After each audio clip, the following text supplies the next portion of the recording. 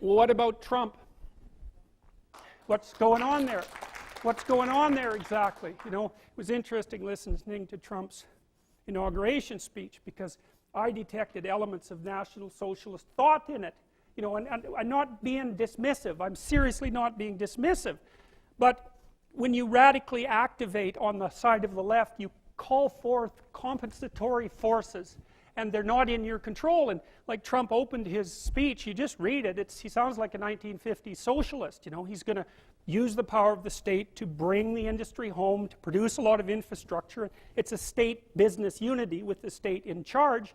And then at the end of his speech, which is where he stops being at least the international kind of socialist, he says, well, borders are really important, and so is national identity. And you know, he does embed that within belief in God, which is probably a good thing, assuming that he's serious about that. But you know, the fact that Trump was elected, and that there was such a fight between him and the Clintonites, and that the Clintonites were playing identity politics instead of speaking for the working class, who then Trump co-opted like he should have. There's a war going on there. And then, well, what about Brexit? What's going on there? And what about France with Marine Le Pen? And what about Holland with Wilders? You know, watch it.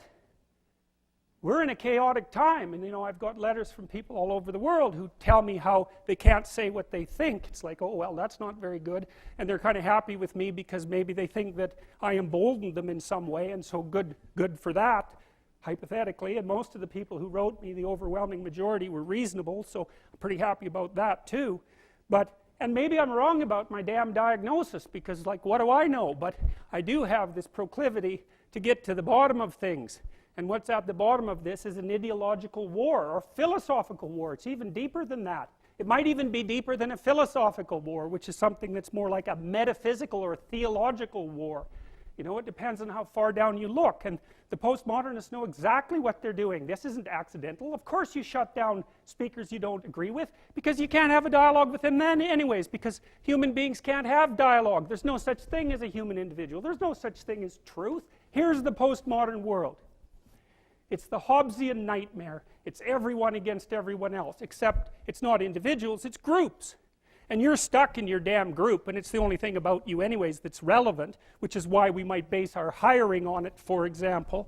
And you're oppressed, and even if you don't know it, it's only because you've internalized it, and it's the only thing that's real about you anyways. And I can't talk to you because I'm in my own little silo of privileged belief, and besides, we can't use logic because that doesn't exist, and so you're in a group and I'm in a group, and all we can do is have a war.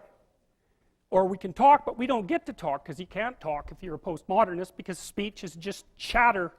So when it's just chatter that supports the people in power, that's how they think. And so the whole world is this little armed war of identity group against identity group against identity group. And you shut down people who don't agree with you, because why should you let them talk? You don't believe in any of the reasons why you would let someone talk. So this isn't accidental. It's not because they're afraid, although it's also because of that.